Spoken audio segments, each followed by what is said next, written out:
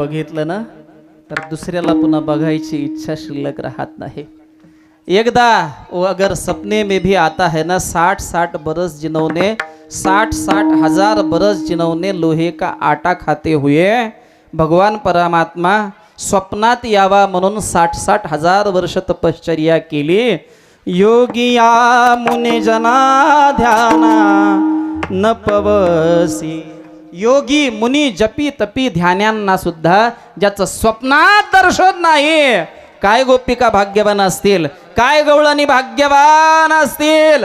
नंदाच्या घरातलं ते ब्रह्म पाहिलं आणि एकमेकीला सांगत सुटल्या आनंदी आनंद. हे गोकुळातलं सुख माझ्या तुकोबारायांनी पाहिलं. तुकोबाराय म्हणाले गोकुळीच्या सुखा अंत पार नाही लिखा. का हो तुकोबाराय, हे सुख गोकुळात आहे याचं कारण काय?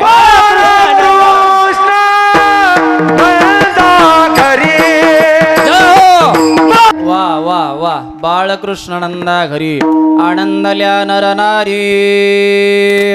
हा आनंद तुम्ही म्हणाल इतक्या का म्हणायला लागलेत? अहो त्यांना पण आनंद झालाय ना, त्यांना पण आनंद झालाय. तुम्ही अहो म्हणले आम्हाला पण आनंद झालाय म्हणून 1 वाजले तरी होय टाळी सुद्धा वाजवत नाहीत. इतका आनंद ब्रह्मानंदावर आरूढ झालो आम्ही म्हणून टाळी वाजवायचं सुद्धा भान राहिलं नाही.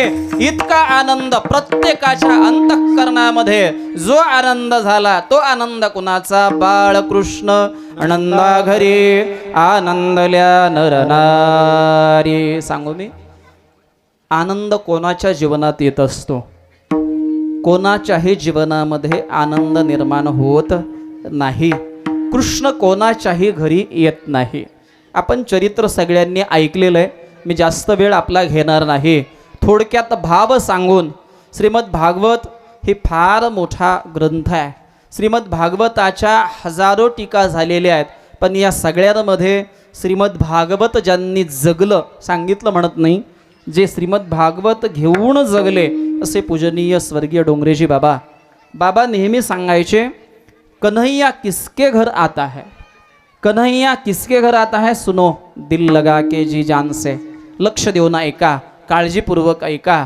देव कोणाच्या घरी येत असतात, आनंद कोणाच्या घरी निर्माण होत असतो. नेहमी लक्षात ठेवा, जी माणसं नेहमी दुसऱ्याला आनंद देण्याचा प्रयत्न करतात, जो व्यक्ती नेहमी स्वतःच्या दुःखाला बाजूला ठेवून दुसऱ्याच्या जीवनात आनंद देण्याचं काम करत असतो, त्यांचं नाव नंद आहे.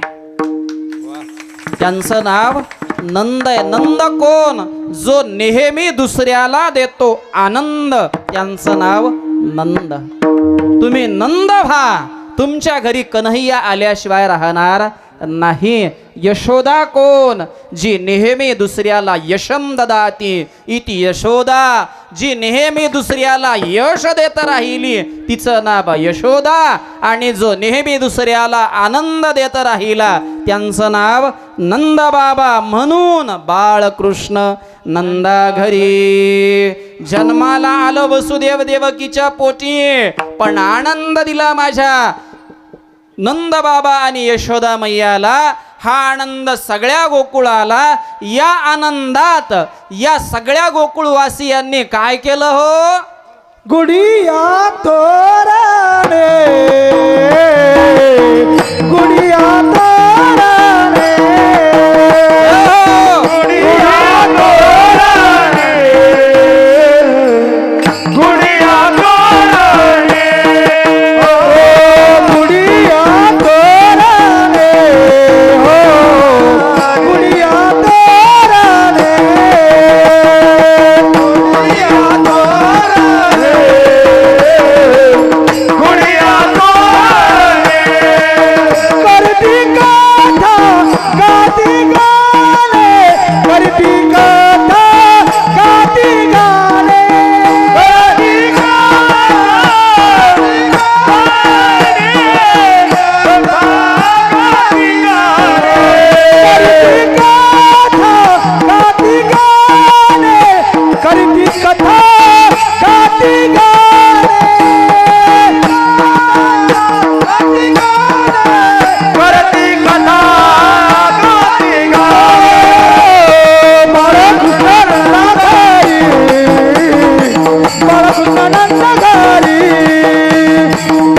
बाळकृष्ण नंद घरी बाळकृष्ण नंद घरी वाजवानं टाळी मोकळ्या मनानं. गुढिया तोरणे करीती कथा गाती गाणे. आनंद व्यक्त करायला काही ना काही कारण लागतं. आनंद निर्माण झाल्यानंतर माणूस त्या आनंदाचं प्राकट्य केल्याशिवाय राहत नाही. गोकुळातल्या सगळ्या लोकांनी गुढिया तोरणे करीती कथा गाती गाणे असा आनंद गोकुळामध्ये आहे, जो आनंद माझ्या कृष्ण परमात्म्याचा आहे. या आनंदामध्ये या सगळ्यांचं, या सगळ्या गोप गवळणींचं जे चित्त आकर्षून घेतलं ते माझ्या कृष्ण परमात्म्याने आकर्षून घेतलं. आणि त्या छंदामध्ये, त्या आनंदामध्ये चित्त आकर्षून घेतल्यामुळे या सगळ्या जणी, हे सगळे गोप गोपाळ कन्हैयाच्या आनंदात निमग्न झाले. तेच अभंगाच्या शेवटच्या चरण.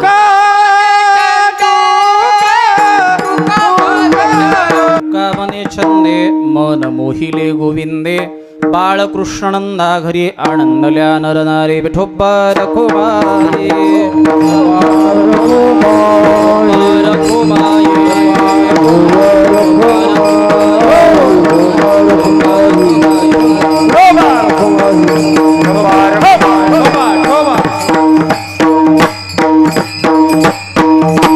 गोकुळीच्या सुखा अंत पार नाही लिखा. बाळकृष्णनंदा घरी आनंदल्या नरनारी. आपण यथामथी यथावकाश अभंगाचा सरळ भाव पाहिला. भगवान परमात्म्याच्या मोजक्या 1-2 खोड्या पाहायच्या, त्याला वृंदावनात न्यायचं, खेळ खेळू द्यायचे 1-2 आणि लगेच काला करायचा. अगदी 5 मिनिटांमध्ये, 5 ते 10 मिनिटांमध्ये ही कीर्तन सेवा आपण गणपती बाप्पांच्या चरणी समर्पित करणार आहोत. जगद्गुरु तुकोबारायांच्या चरणी, तुम्हा सर्वांच्या चरणी समर्पित करणार आहोत. आनंद निर्माण होण्याकरिता समर्पित वृत्तीने जीवन जगणारी माणसं समाजात असावे लागतात. समाजामध्ये आनंद निर्माण होण्याकरिता फार काही करायची गरज नाही, पण जी समर्पित वृत्ती ठेवून माणसं जगत असतात तीच माणसं समाजामध्ये आनंद निर्माण करत असतात. माझा कृष्ण कन्हैया प्रत्येक गोप गोपाळांना आनंद देऊ लागला. कृष्ण कन्हैयाच्या प्राकट्याने आनंदी झालेल्या गवळणींना त्याच्या प्रत्येक गोष्टीचं कौतुक आहे. पूर्ण भाव सांगण्याकरिता, पूर्ण चरित्र सांगण्याकरता 7 दिवस कमी पडतात. योग आला तर 7 दिवसांमध्ये कृष्ण कन्हैयाचं चरित्र असेल. ज्या परमपवित्र दरबारामध्ये आपण बसलेलो आहोत ती श्रीमंत श्री जगद्गुरु तुकोबारायांची होऊ घातलेली मंदिराची भूमी आहे. तुकोबारायांचं चरित्र हे फार गोड सांगायचा माझा नेहमी प्रयत्न असतो. तुकोबारायांचं चरित्र हे कधी आपल्याला श्रवण करावं असं वाटलं तर तुकोबारायांचं चरित्र कधी आपण 7 दिवस सांगण्याचा निश्चित प्रयत्न करू. माझ्या भगवान कृष्ण परमात्म्याने रांगत असतानाही लोकांना आनंद दिला. रांगत असताना कन्हैया पाहिला आणि गवळणी म्हणू लागल्या, तो रांगतो ना तर तो डाव्या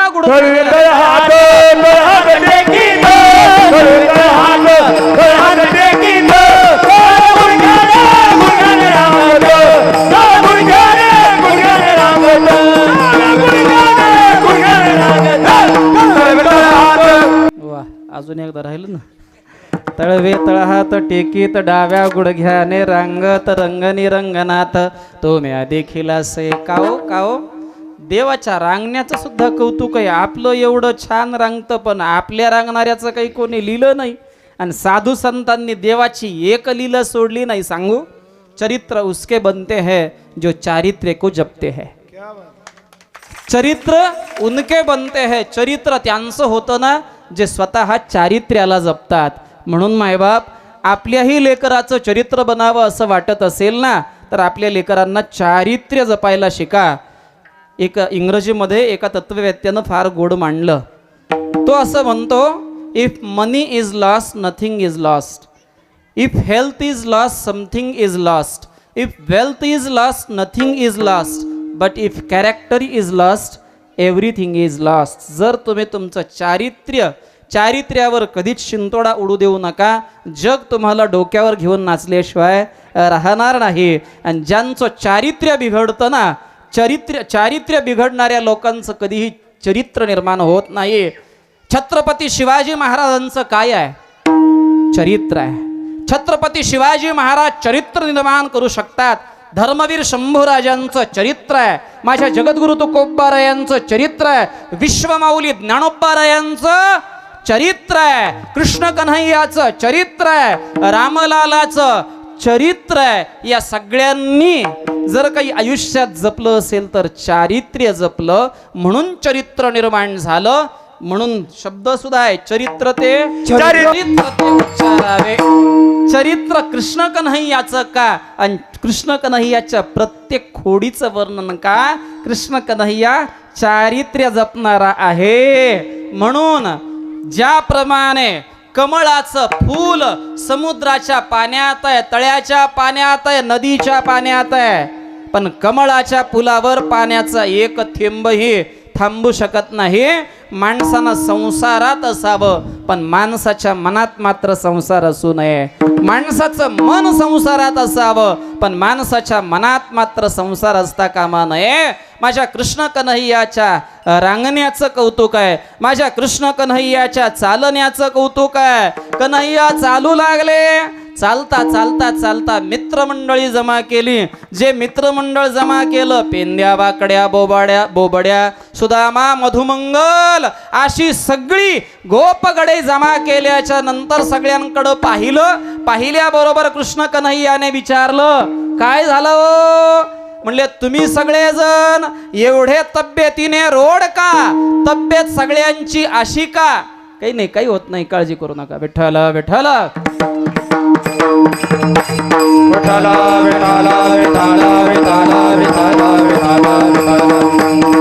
सगळ्यांची तब्येत पाहिली. सगळे हडकुळे, सगळे हायब्रिड पैलवान, अजून सांगू सगळे कुरकुरे पैलवान. तुमच्या गावातले लेकरं कुरकुरे खातेत का? आणि कुरकुरे जर खाल्ले तर असं मग वरून खाली पडतं पहा. कुरकुरे खायची वेळ येऊ देऊ नका. कन्हैयाने विचारलं, म्हणजे काय हो, तुमची आई तुम्हाला दूध दही तूप लोणी देत नाही का?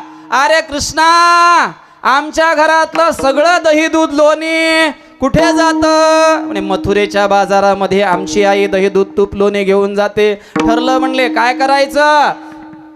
संघटन स्थापन करायचं. संघटनेचं नाव नवनीत चौर्य संघटना. काय संघटनेचं नाव कृष्ण कन्हैयाच्या?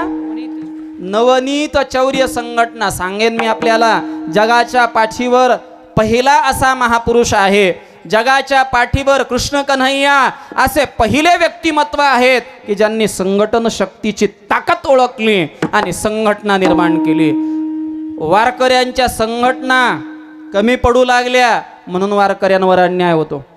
वारकऱ्यांचं संघटन प्रभावी राहिलं नाही म्हणून वारकऱ्यांवर अन्याय होतो. बोलू पुढे. शेतकऱ्यांच्या संघटना, शेतकरी संघटन प्रभावी राहिलं नाही, शेतकऱ्यांची संघटना नाही म्हणून आमच्या शेतमालाला भाव नाही. लोकशाहीमध्ये संघटन शक्तीला महत्व आहे. संघटनेची ताकद दाखवा, आपल्या मागण्या पूर्ण झाल्याशिवाय राहणार नाहीत. आणि तुम्ही वेगळे व्हा, विभक्त झाल्यानंतर आपल्याला कोणीच मोजीत नाही. आजपर्यंतचा इतिहास आहे. इंग्रजांपासून तर ज्यांनी राज्यकर्त्यांनी शासन केलं, या प्रत्येक शासनकर्त्याने तोडा, फोडा, झोडा आणि राज्य करा ही चतुसूत्री आहे. तोडल्याशिवाय त्यांना राज्य करता येत नाही. संघटना निर्माण करायची ही शक्ती, आणि संघटनेची शक्ती माझ्या कृष्ण कन्हैयाने ओळखली. म्हणून शेतकरी जर एकत्र झाला, बहुजन समाज सगळा एकत्र झाला आणि आपल्या मागण्या बहुसंख्येने, लोकशाही मध्ये क्वांटिटी मॅटर्स करते. काय मॅटर करते? क्वांटिटी. तुमच्या मागणीच्या पाठीमागे किती लोक आहेत? मुख्यमंत्र्यांना यावं लागलं का? कुठं यावं लागलं? क्रांतिकारी जिल्हा होणार आहे जालना. कसला जिल्हा होणार आहे? क्रांतिकारी. आणि त्या क्रांतीची सुरुवात झाली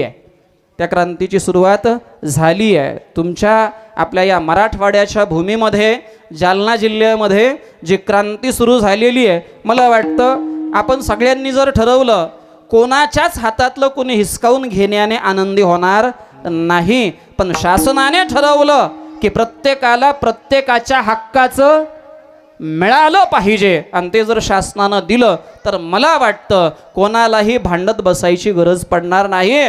काय अडचण आहे? राज्यकर्त्याच्या मनात आलं मराठ्यांना 16% आरक्षण मिळणारच. अरे प्रत्येक समाजाला आरक्षण असलं पाहिजे आणि प्रत्येक समाजाचा हक्क प्रत्येकाला मिळाला पाहिजे. कोणीच कोणाचा हक्क हिसकावून घेता कामा नये. पण आमचं संघटन कमी पडतं आणि आमच्या संघटना कमी पडतात म्हणून आतापर्यंत मागणी एवढी स्ट्रॉंगली कुणी मनावर घेतली नव्हती. पण आता आम्हाला कळून चुकलंय की आम्हाला एकत्रित आलं पाहिजे का नाही?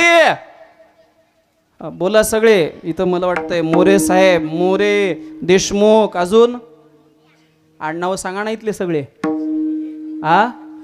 शिंदे, पुन्हा कदम, अजून झाले का? चोप. सगळ्यांनी काय यावं लागेल? एकत्र यावं लागेल आणि माझे जगद्गुरु तुकोबा यांचं या ठिकाणी अधिष्ठान आहे. या अधिष्ठानामध्ये सगळ्यांना एकत्र आणण्याची ताकद आहे. कृष्ण कन्हैयाने सगळ्या गोपाळगड्यांना एकत्र केलं आणि एकत्र केल्यानंतर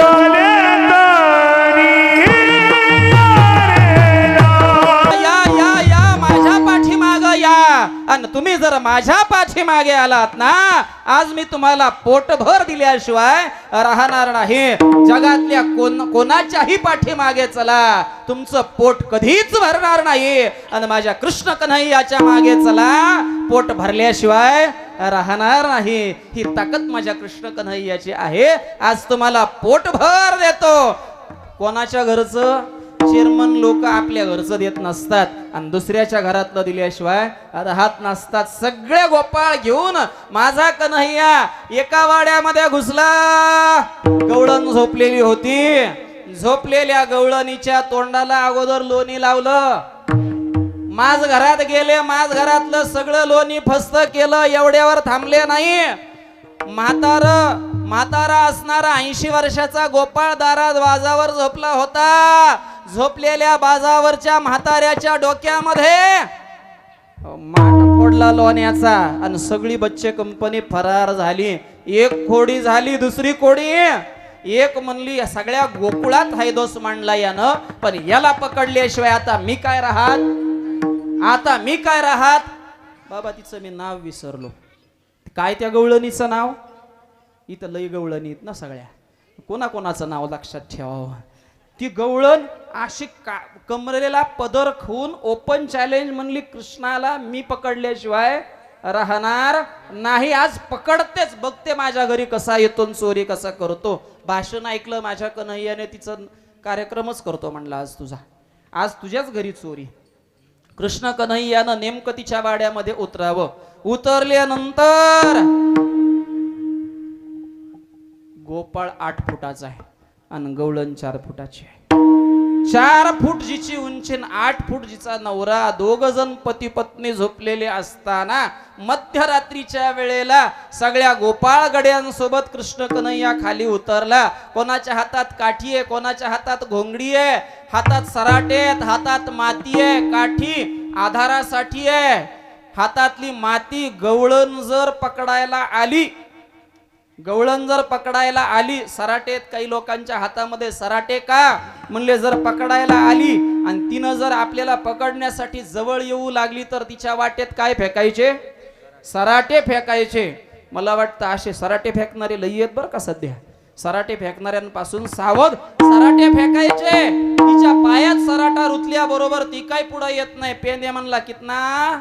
जर गवळण पायात चप्पल घालून आली तर कृष्णानं सांगितलं, चप्पल घालून आली जवळ येऊन पकडायलाच लागली तर तिच्या डोळ्यात बोला तिच्या डोळ्यात माती टाकायची. मधुमंगल त्याच्यापेक्षा हुशार. मधुमंगल म्हणला गवळणी लय हुशार आहेत. जर चष्म्यावली गवळण आहे का कोणी? जर चष्मा घालून गवळण आली तर मला माहिती होतं असं कुणीतरी विचारणार आहे म्हणे. जर गवळण चष्मा घालून आलीच ना तर तिच्या अंगावर घुंगडी टाकायची आणि पळून जायचं. सगळे पती पत्नी झोपलेल्या पती पत्नीच्या दाढी वेणीची गाठ मारली. रात्री आला घराला गुनी पतीची दाढी माझी वेणी दोहीची गाठ बांधिली. गाठबाई कोणाशी सुटे ना यशोदे बाळ तुझा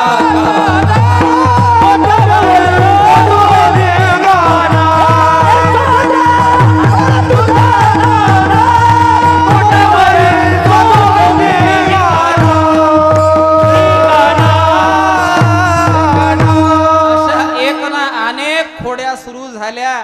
सगळ्या गवळणी नंदबाबाच्या वाड्या समोर यशोदे कृष्णाला सांगावे गोकुळी राहावे का जावे. सांग सांग सांग यशोदे, आगामी गोकुळात राहावं की जावं, या गावात राहावं की जावं, काय झालं. अगं तुझा कन्हैया आमच्या घरी येतो, पतीच्या दाढीची वेणीची गाठ मारतो. तुझा कन्हैया आमच्या घरी येतो, घरातलं सगळं दही दूध तूप लोणी खाऊन जातो. यशोदेने म्हणावं का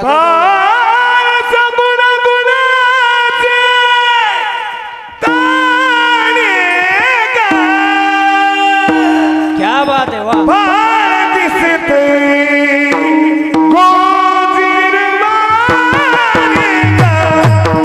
यशोदा सांगू लागली आईला कोणत्याच स्वतःच्या लेकराची सांगितलेली खोडी आवडत नाही. आई म्हणते माझा बाबू तसा नाही. बाळ सगुण गुणाचं तान्ह ग, बाळ दिसतय गोजिरवान. काय सांगता गारानी गे गोकुळच्या नारी, तुम्ही लपवनियाचा फवरा गे, आळ घेता शारंग धरा. तुम्ही 12 घरच्या 12 गे गोकुळच्या नारी. तुम्ही 12 घरच्या 12 आहेत महाराज. 12 वाजून गेले, 1 वाजले, 1:15 वाजले. सगळ्यांना भूक लागली, पण भूक लागायची वेळ यावी लागेल ना. भूक लागलेलीच आहे आपल्या सगळ्यांना अनंत जन्माची. भूक या जन्माची नाही, भूक अनंत जन्माची आहे. कृष्ण कन्हैयाला सांगितलं यशोदा मैयाना, सगळ्या गोपगड्यांना घेऊन गायींना घेऊन, अरे तुम्ही गाया घेऊन ये.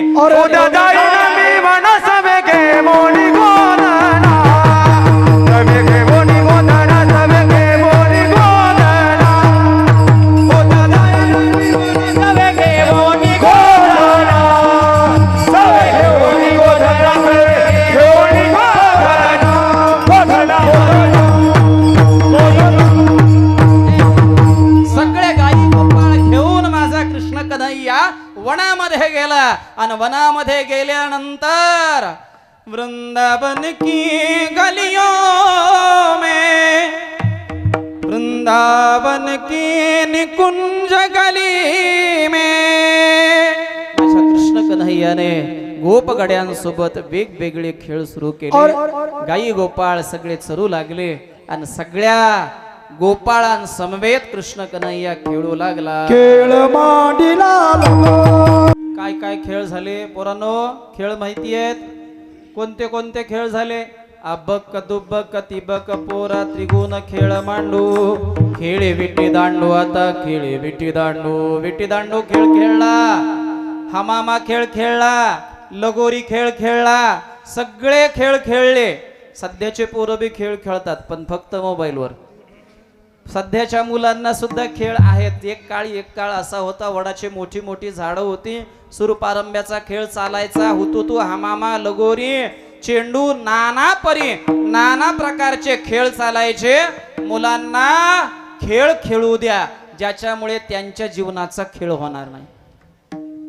मुलांना खेळ खेळू द्या, मुलं खेळ खेळली पाहिजेत, नाहीतर मोबाईलच्या खेळानं आयुष्याचा खेळ होऊ लागला. माझा कृष्ण कन्हैया सगळ्यांना संदेश देतो, जर आपल्याला तंदुरुस्त राहायचं असेल, शरीर संपदा टिकवायची असेल, कोरोनानं आम्हाला सांगून दिलं की शरीर टिकवा, व्यायाम करा, प्राणायाम योगासनं करा, खेळ खेळा, त्यामुळे तुमची तब्येत चांगली राहील. नाना प्रकारचे खेळ खेळले. सगळे गोपाळ गडी म्हणले कन्हैया अरे खांदे भार पोटी भूक काय कीर्तनाचे सुख. माझ्या सुद्धा लक्षात आलं तुम्ही सगळेजण मला तसंच म्हणायला लागलात. बरं महाराज तुम्ही सगळेजण एकत्र आलात, तुम्हाला किती वेळ कीर्तन करावं कळना, पण आमच्या पोटात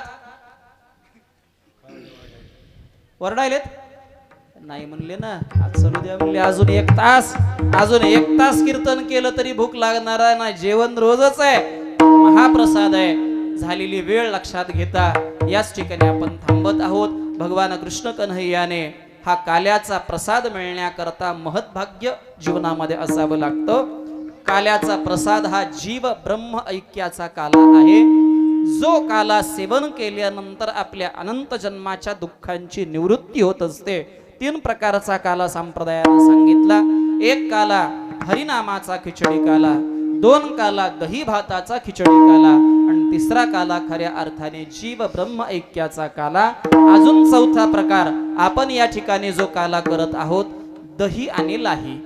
दह्याचा काला, दही आणि लाहीचा काला. दही हे प्रेमाचं प्रतीक आहे आणि लाही हे ज्ञानाचं प्रतीक आहे. प्रेम आणि ज्ञान एकत्र आल्यानंतर खरा काला साजरा होत असतो. सगळ्या गोपाळ गड्यांनी आपल्या शिदोऱ्या एकत्र केल्या आणि या शिदोऱ्या एकत्र केल्यानंतर कृष्ण कन्हैया सगळ्यांच्या मध्यभागी उभा राहिला. भगवान शुकाचार्य वर्णन करतात. बिभरद वेणुं जठर पटयोः शृंगवेत्रे च कक्षे वामे पानो मश्रुण कबलं तत्फलानिङ्गुलीषु तिष्ठन्मध्ये स्वपरिसुरदो हासयन्नर्मदैभिस्वैः स्वर्गे लोके मिषति विभुजी यज्ञभुग्बालकीलिः पुण्डलीक हरि विठ्ठल